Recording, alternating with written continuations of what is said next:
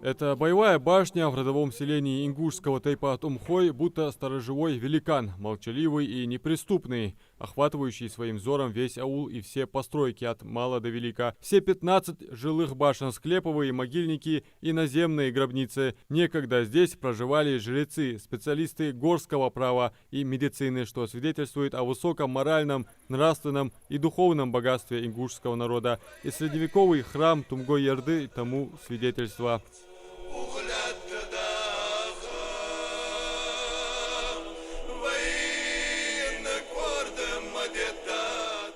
Это святилище, как и другие 33 объекта башенного комплекса Тумги, начали реставрировать в конце июня текущего года по поручению президента группы Сафмар Микаила Гуцериева. Восстановительные работы на территории башенного комплекса проводятся из средств благотворительного фонда «Возрождение», созданного специально для Ингушетии. Ход реставрационных работ проверяет представитель группы Сафмар Микаил Тумгоев. Там стена была, вы по новой поднимаете. Да, мы его просто... И вот, смотри, вот я стал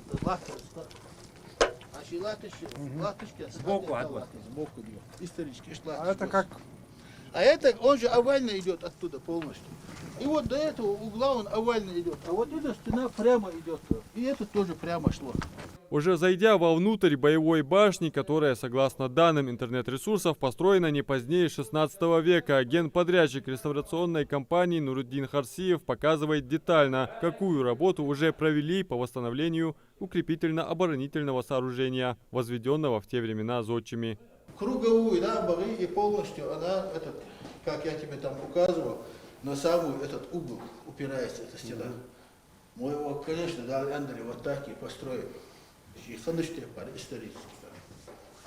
А дальше второй это бойница, город, поза бойница полностью да, как и должно быть. Он, а что они помещения они, что хозгал они крепкие они.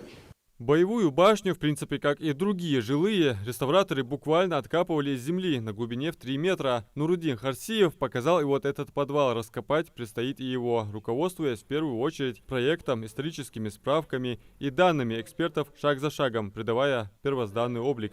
Поднимаясь на этажи выше, замечаешь, как органично сочетаются бойницы и окна. Боевая башня имеет нехарактерный облик. Если задняя стена прямая, то передняя закругленная и упирается в левую часть строения. Очевидно, что определенный замысел в этом был. Так или иначе, снаружи выглядит необычайно красиво. Башенный комплекс Тумги окутан строительными лесами. Реставраторы одновременно заняты на нескольких участках. Реставрационные работы коснутся 34 объектов, из которых 19 башен, 14 склепов и одно святилище. Работы завершены на 8 объектах, в том числе жилых башнях. Это очень большой комплекс по объему.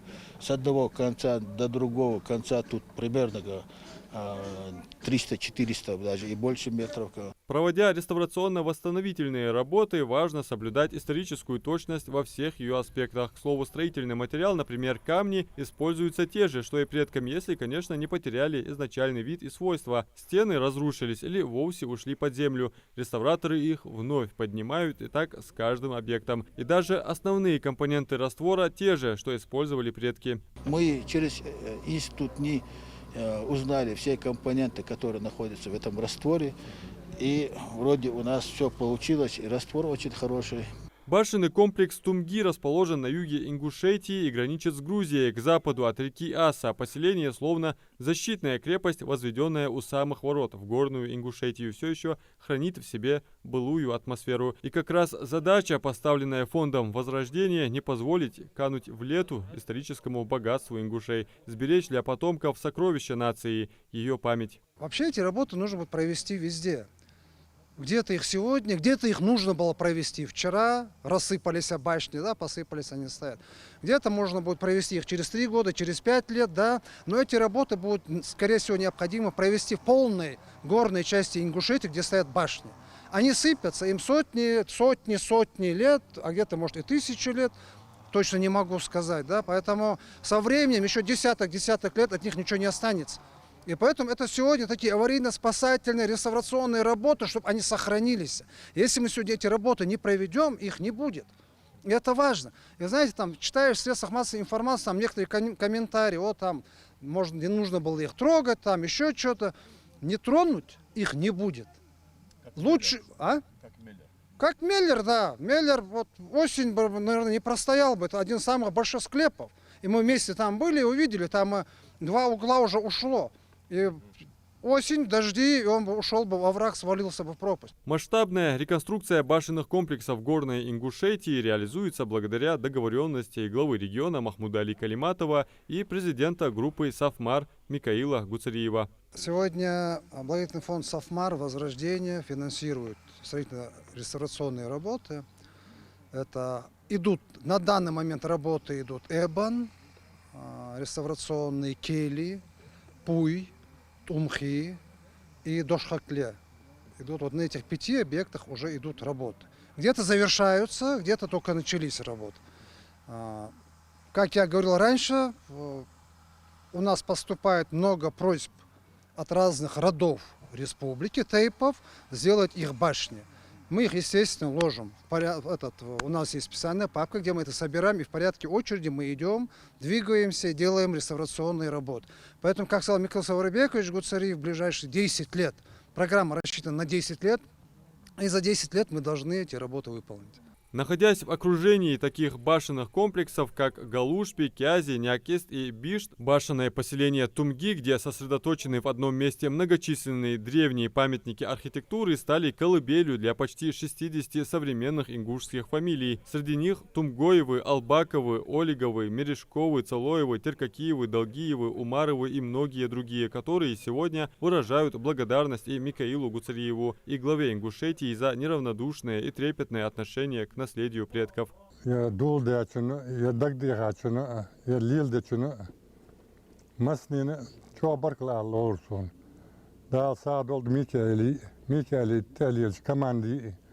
Микаэл Хавал бачве Хакими.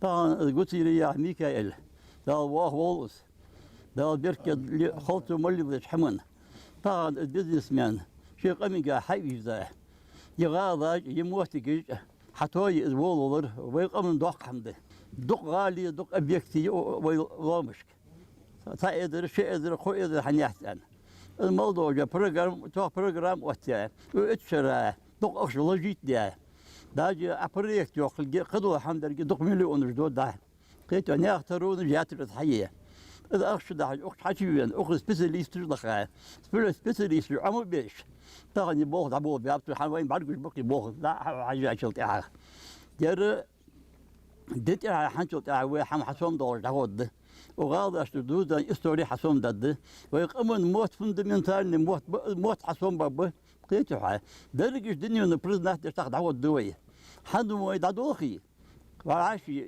يحيولج وعاشي تولدوج وعاشي برتدوج ويحم تولدشان ديال خلف ميكال دال بركة دوتو عيل دش حمن وز حيا لا تشغالا جي دق تويا يس يعني وزغالاش تاير توي جي حبيب بوخ دق بوخ حبيب يزر دق بوخ علامة عليهم تهنا وز حواشا قيت سو ميكال غوتسرينا بركل والج سن بركل لوج سن بركل ان داسر تخبادر اشي ازيل دق حمد سو حدير هني شي اجر حوخ شي قمن وخل راديات سو يرحمها شلتا شي يحيوش خل راديات سو هني القونا شي الخلديز يحم حدي دق رزق ادلوج نخبه تان دق رزق اجدلي مغا سنه دي هنا سغو دي ديالدو اجر حال ديالدو وتي شولا دي شي قونا خل ربان دوج يحم حدو يحم دا داسر غوتسري ميكاليز مغا سن شي بچا ثاني برتو ويسري سو بچا هاوي والله ماكلاجو بچا محمود علي كلمات سنة بركل لورد هندي هنا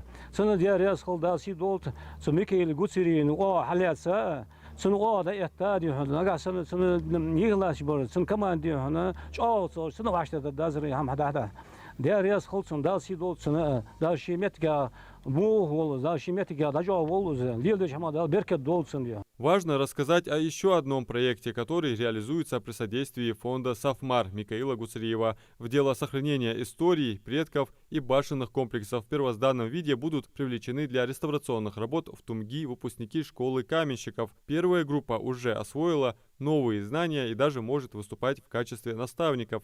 У нас, как вы знаете, первый выпуск был 12 учеников. Эти ребята трудоустроены. Сейчас у нас в октябре, начало октября еще 12 учеников выходит. с подрядчиками, с подрядным организацией. У нас сегодня 5 подрядных организаций, которые делают реставрационные работы. Со всеми уже с ними переговорил. И каждый подрядчик будет к себе брать учеников. Новый выпуск учеников также будут забирать подрядчики, они будут выходить на эти башни, на склепы. У нас уже в Дошлаке работают ребята, которые были первые выпускники школы наследия. Сейчас, как я еще раз говорю, следующие ученики придут сюда работать, в Кели придут работать, еще в Дошлаке добавятся, в Эбан добавятся, то есть они без работы не останутся. Иначе зачем мы эту школу делали, зачем выпускать каменщиков, специалистов, если мы их не трудоустроим? Если они будут трудоустроены, пока благотворительный фонд Сафмар и Возрождение будут проводить в горной части реставрационно-восстановительные работы, эти люди будут трудоустроены. Адам Мережков, Алисхан Гаравожев, Магаз 24.